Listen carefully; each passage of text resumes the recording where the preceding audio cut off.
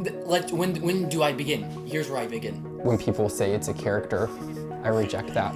I think it's one of the great performance pieces of all time. It just fizzled out, and now I don't really have a career in Hollywood anymore. Yeah, it could be a side gig, it could be a huge opportunity. My partner, the girl who sits next to me,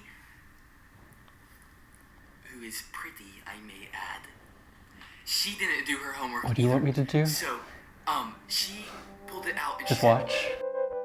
I used to be extremely famous on YouTube, 16th most subscribed of all time. But somewhere along the way, something went wrong, my career dried up, and now I'm 27 and working as an ice cream man. I wrote a book about working at an ice cream shop, which is this place right here, but now it's closed down, and I just started a job at a sushi place down the street. It's December 6, 2006, and, well, let me just start by saying I'm happy to see you. Yeah, I don't remember exactly how I discovered YouTube, but once I discovered that people were making video blogs and like talking about their life and stuff, it just sounded appealing to me. Like if I was frustrated about something, I would come home and I would say, like I'd get all angry and talk about it. All of a sudden one day, one of them went viral overnight. I was 15 years old and not that cool. Then all of a sudden there's this group of very supportive people amongst a mass of angry people also. So I remember I just sent him a message on YouTube thinking, you know, I don't know what the business case is here, but like clearly this person is talented. Clearly they have an enormous audience. It was this kind of crazy period where on the one hand, everyone was using this thing. At the same time, no one knew what it was for.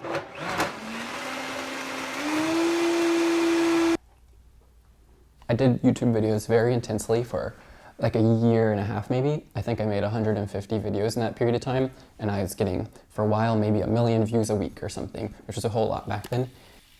And then I stopped after a while because it just felt like a lot of pressure and felt weird. In a way, it felt like I was making friends and connecting with people, but then you don't stay in touch with, you know, they're not there in your room.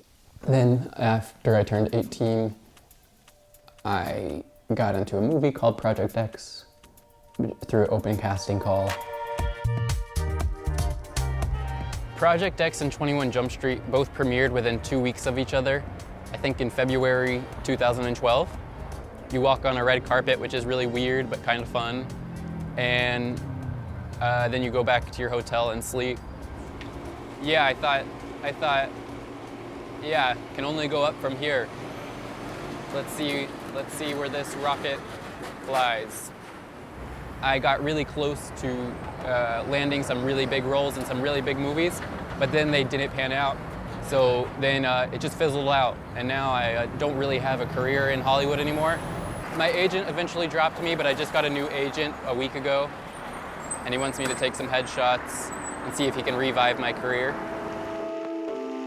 You look back at the kinds of numbers that Dax was doing in 2007 and 2008, and they're still pretty impressive. So it gives you a sense of just like how big he was in a relatively small pond. Let me tell you a story. I never lived off YouTube money. It didn't have the same pay rate that it does now. Being a YouTube celebrity wasn't a real celebrity back then. But nowadays it is. Now you're a real celebrity if you're a YouTube celebrity. I have a girlfriend.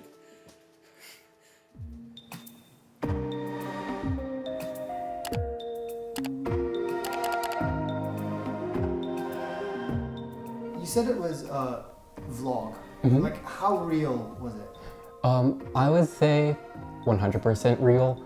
Definitely, once I started to get attention on me and stuff, I would like exaggerate in a way that felt like once you start to notice what gets attention, you might lean into that more. When people say it's a character, I reject that because then it implies that the things I say happened didn't happen. But yeah. You still have a lot of people who really like your stuff. How does it feel? Good. Yeah, good. But maybe they'd leave if I started posting bad things. So I have to keep it good.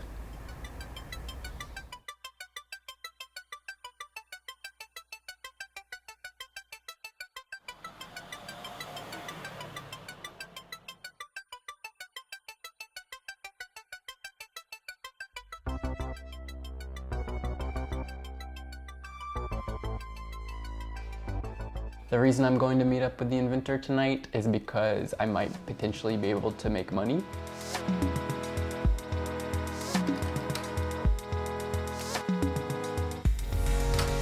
Yeah, it could be a side gig, it could be a huge opportunity, or it could just be some fun time with a new person.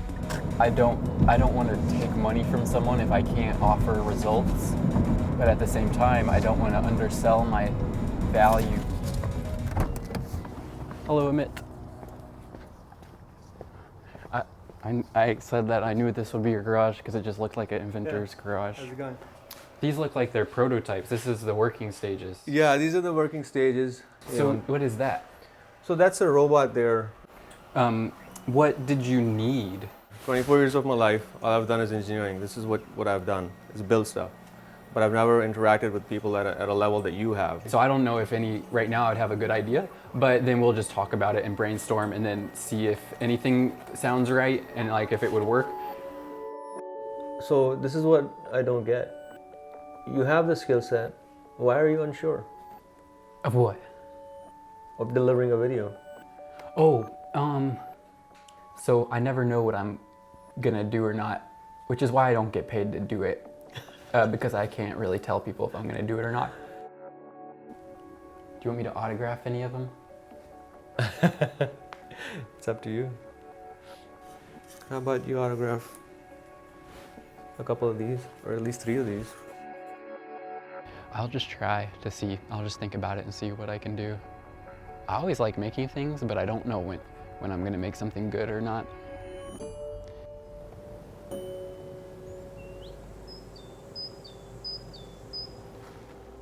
I think I want to do it for the money,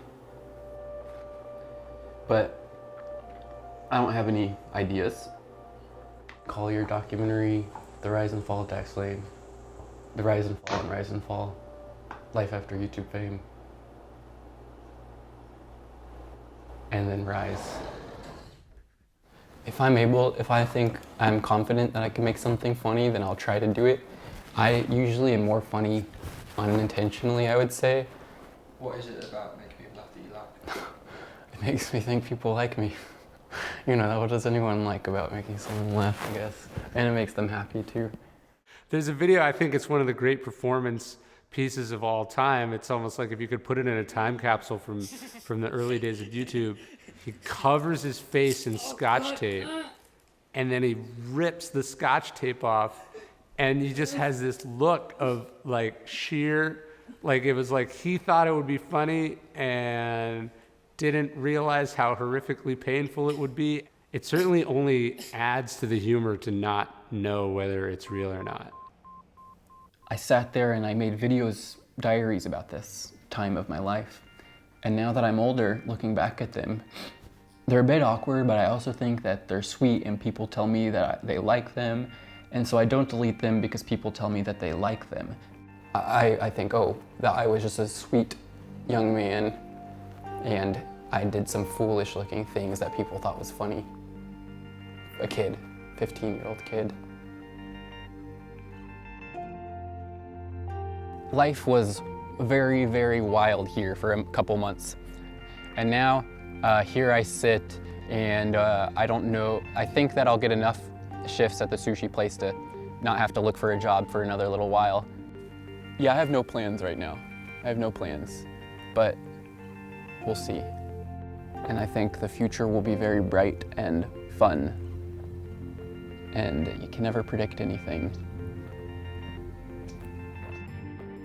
My name is Amit Tandon, and I invented Slice and Fun.